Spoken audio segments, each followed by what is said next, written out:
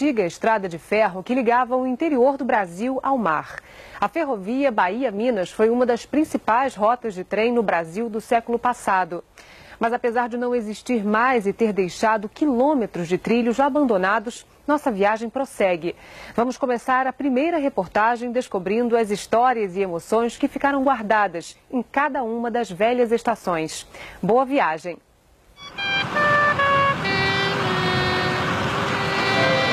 Este era o caminho da esperança. Uma promessa de progresso. Sonho de ver o mar. A estrada de ferro Bahia-Minas foi fundada em 1880. Durante 86 anos, transportou passageiros e mercadorias. 578 quilômetros do porto de Ponta de Areia, distrito de Caravelas, na Bahia, a Araçuaí, em Minas. Os trilhos não existem mais.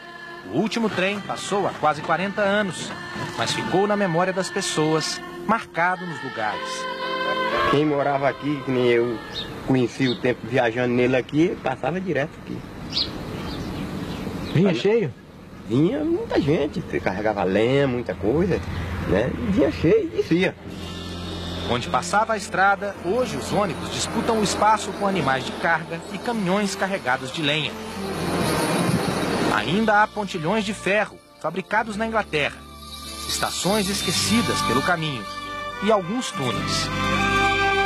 A mata fechada e as montanhas eram obstáculos difíceis. A Bahia-Minas demorou 60 anos para ser concluída. Era preciso dinheiro, tempo e muita disposição para se construir, por exemplo, um túnel como este aqui. Desde aquela época, muita coisa mudou. O que não mudou foi a paisagem do Vale do Jequitinhonha, quase sempre seca e muito bela. Muitas cores e um triste ar de abandono. E é por este caminho que nós vamos seguir. Partimos do antigo povoado do Calhau, hoje Araçuaí. A velha estação ainda existe. O nome da cidade está escrito com 2 S's, como antigamente. A Bahia-Minas chegou a Araçuaí em 1942. O prédio da estação é muito diferente dos outros encontrados ao longo da estrada e deixou de funcionar em 66, quando a ferrovia foi desativada. Hoje, o prédio fechado dá sombra a quem espera o ônibus. Não se pode ir a Araçuaí sem passar pela feira no sábado de manhã. As cores de tudo e a alegria das pessoas impressionam. Para todo lado, chapéu de couro, para enfrentar o sol forte do vale.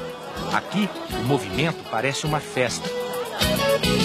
No antigo caminho da ferrovia, a parada seguinte era em Alfredo Graça. Hoje, um lugarejo. A rua não poderia ter outro nome.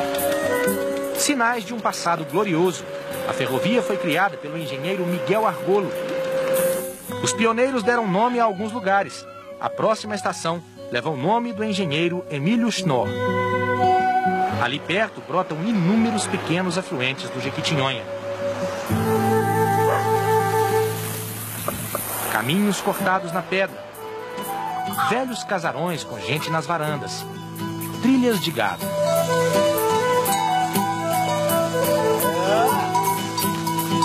E de animais de carga. Chegamos a Queixada, no município de Novo Cruzeiro. Aqui vive seu Antônio. Comerciante, comprava produtos na região e revendia em Teófilo Otoni e Nanuque. Ele viajou muitas vezes no trem. A estação, aquela parte de lá é a agência, aonde você comprava as passagens, você despachava as mercadorias, a parte de cá era o depósito, era o armazém. O comércio era muito bom, tinha muito comércio, né? Porque a zona rural era bastante habitada, tinha fazenda aí de ter 50, 60 famílias morando. De 10 em 10 quilômetros, equipes de manutenção, formadas pelos garimpeiros da linha, moravam nessas construções, chamadas casas de turma. 2 famílias em cada, paredes de 30 centímetros de espessura. Isso aqui é a largura dessa parede, então é uma construção que está aí, firme, sem trinca, sem nada até hoje, que foi muito bem construída. Então a casa dessa é um crime demolir, né? Por isso que a gente está aproveitando. A caixa d'água resiste ao tempo, base de pedras, reservatório de metal. Aqui a caldeira da Maria Fumaça era abastecida. Cai a noite no vale.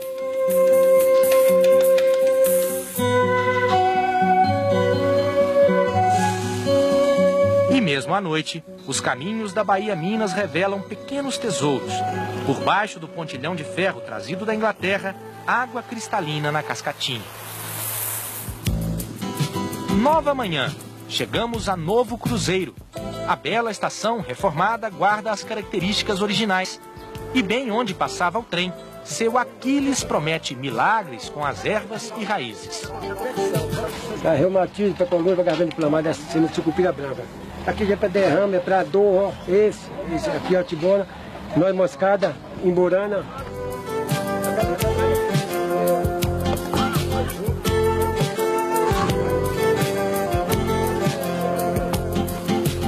Gente simples, terreiros com galinhas e pintinhos. Daqui para frente deixamos o Jequitinhonha. Começa o Vale do Mucuri, região pedregosa. Abrir caminho naquela época só com dinamite e picareta. Mas a paisagem é exuberante. O túnel cavado na pedra serve de passagem para quem mora por perto. Nas paredes ainda há vestígios da fumaça que saía da locomotiva. Quando os viajantes enxergavam esta montanha, já sabiam. O trem se aproximava de Ladainha. A Pedra da Ladainha tem uma escarpa de 300 metros. Para subir, é preciso antes vencer o caminho que leva à base. Neste ponto, é preciso deixar o carro e seguir a pé. A estimativa é que seja preciso caminhar entre 1 hora e 1h30 até atingir o topo da Pedra da Ladainha. Um cabo de aço ajuda os aventureiros.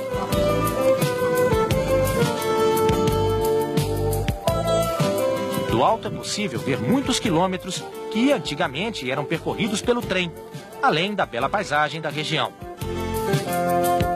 A cidade se formou ao longo da ferrovia. Quem enfrenta a subida se encanta com a vista.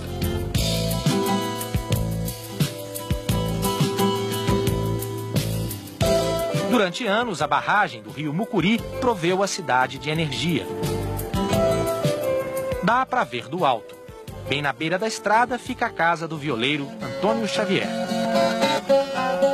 Entre os gerânios do jardim e a vista da Pedra da Ladainha, seu Antônio, 86 anos, vive abraçado à companheira, a viola. Até hoje ele se impressiona com a lembrança da composição que passava na porta de casa. Eu tinha 16 carros, uma maquinária só puxava 16 carros. Era importante, né? Eu não sei como é que podia, nessas estradas cheias de curvas, como é que dava essas curvas, né? Tudo aí era coisa. Mas ela travava assim, e como é que podia? Mas aqui também está em riba dos ferros, né? Aí as rodas só rodavam em riba do aço mesmo. Ali é onde dava, os carros acompanhavam tudo. Os mistérios das cordas ele aprendeu ainda menino com um homem que morava perto de casa, na roça. Eu ia para lá, levava a viola para lá, e ele ponteava na viola lá e eu estou soltando. Ele mudava os dedos, eu mudava também. Uma hora dava certo, outra hora não dava. E aí ele foi traquejando, até que eu aprendi. Nem todo mundo sabe discar essa viola, a viola aqui para dar essa contagem aqui.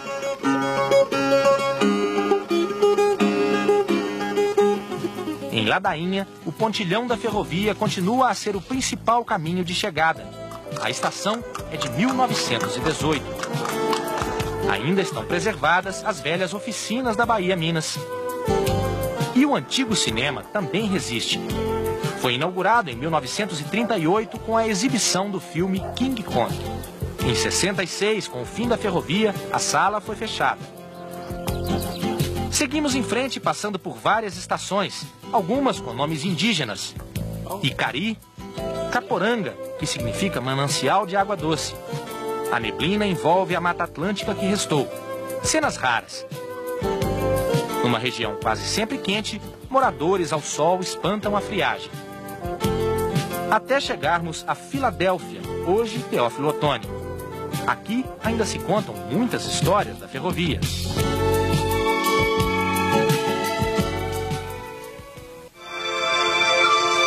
praça principal de Teófilo Otoni descansa a velha Poxixá. É esse o nome dado pelos índios da região à primeira locomotiva da Bahia Minas. Significa forte, valente.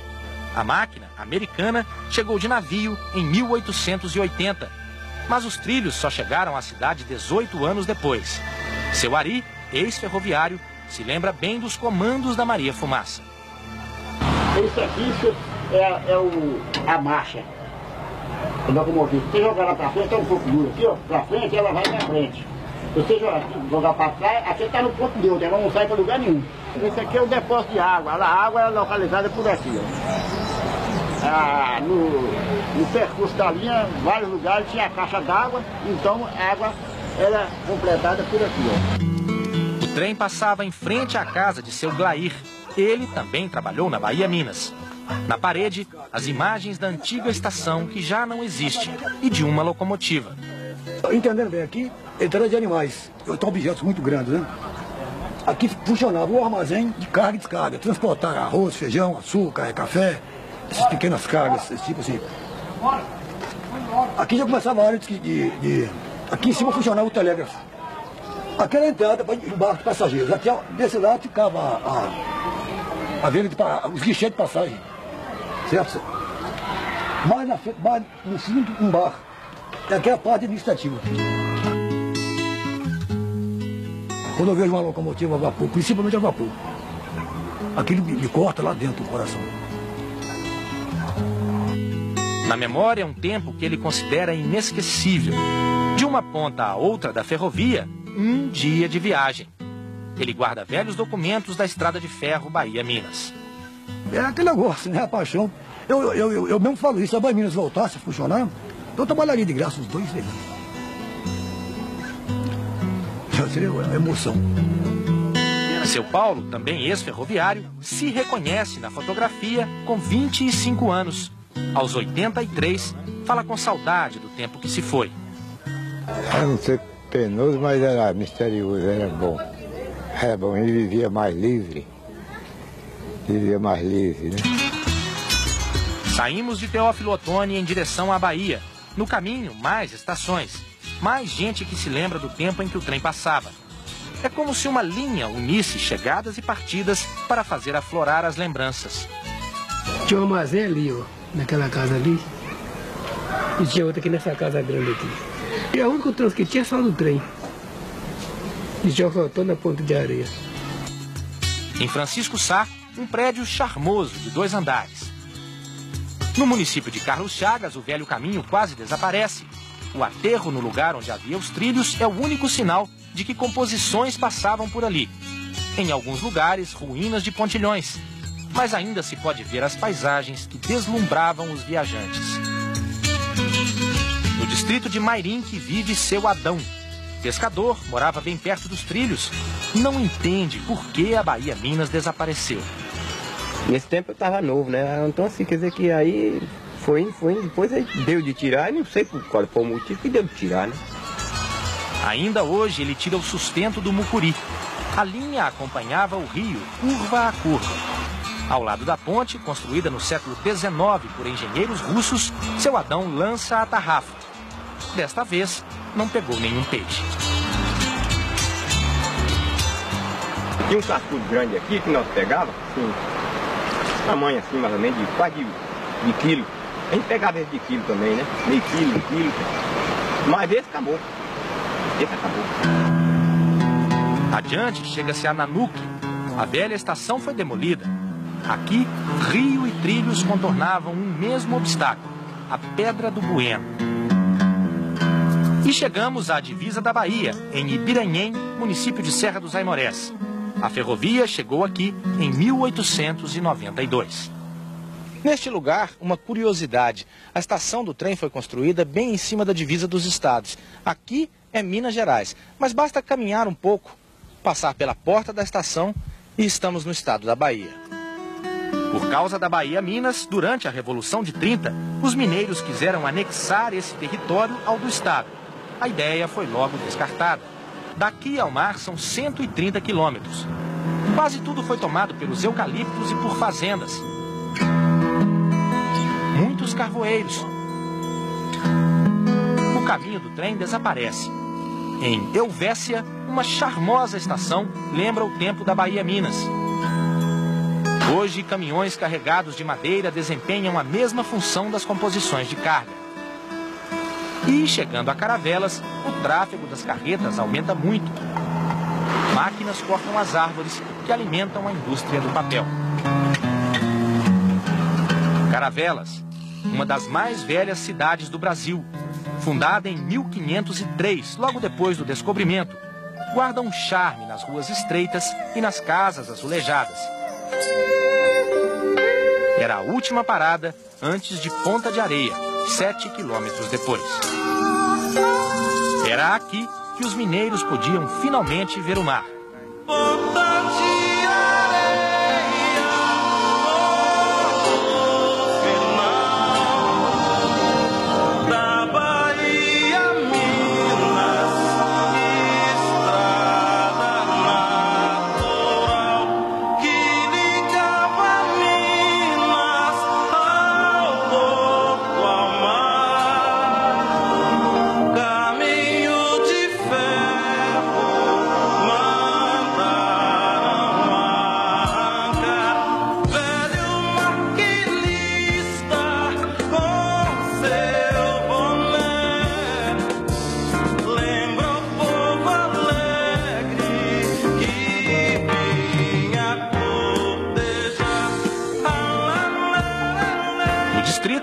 O trajeto terminava no fim desta rua.